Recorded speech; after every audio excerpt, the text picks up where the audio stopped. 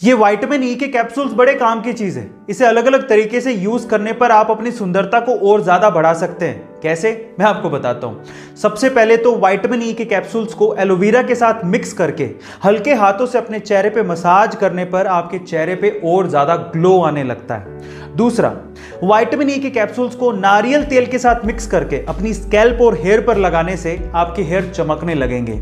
और तीसरा, vitamin E के कैप्सूल्स को बादाम के तेल के साथ मिक्स करके अगर आप अपनी आंखों के नीचे लगाते हैं तो डार्क सर्किल चले जाएंगे थोड़ी दिनों में। गाइस, आपको ये हेल्थ टिप कैसे लगी कमेंट सेक्शन में जरूर लिखिएगा। और 5 ऐसी चीजें जिससे आपका दिन और कोशिश करें तो आपकी जिंदगी भी संवर सकती है। सबसे पहला, अगर आपको अपना मिजाज यानी कि मूड को ठीक करना है तो उसका सबसे अच्छा उपाय है एक्सरसाइज। दूसरा, अगर आपको अपना डिसीजन पावर और कंफ्यूजन का लेवल ठीक करना है तो उसका सबसे अच्छा उपाय है मेडिटेशन।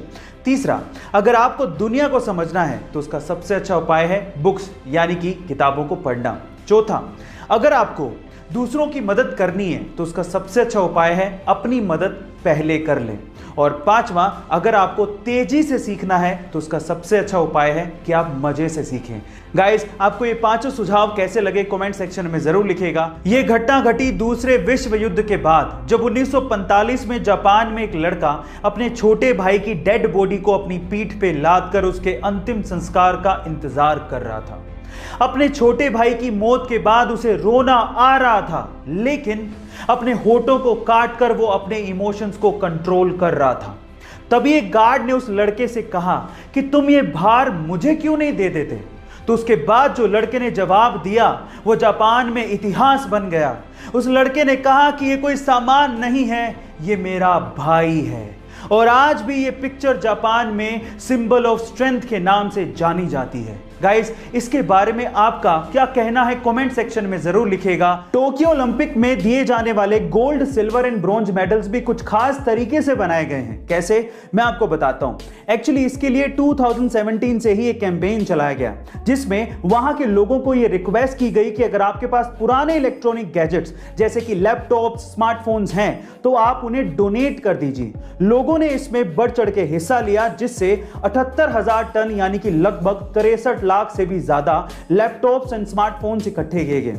फिर उसमें से मेटल्स को निकाला गया और उन्हें रिसाइकिल किया गया और उसके बाद इन मेडल्स को बनाया गया।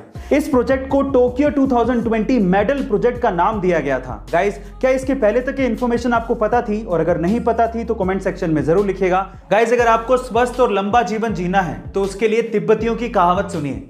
तिब्बतियों के अनुसार अगर आपको हेल्दी और लॉन्ग लाइफ चाहिए तो उसके लिए आपको दिन भर में जितनी जरूरत हो उसका सिर्फ आधा ही खाना चाहिए। खाना खाने के बाद आपको दुगना यानी कि डबल घूमना चाहिए। पूरे दिन भर में 3 गुना हंसना चाहिए और हमेशा खुश रहना चाहिए। और सबसे इंपॉर्टेंट, दुनिया में हर किसी से अनगिनत प्यार करना चाहिए। अगर आप ये सारे काम करते हो तो आप हमेशा खुश रहोगे और लंबा जीवन जियोगे। गाइस, आपको तिब्बतियों की कहावत कैसी लगी कमेंट सेक्शन में जरूर लिखिएगा। और ऐसे अमेजिंग वीडियोस के लिए शेयर, सब्सक्राइब एंड लाइक। मिलते हैं अगली वीडियो में।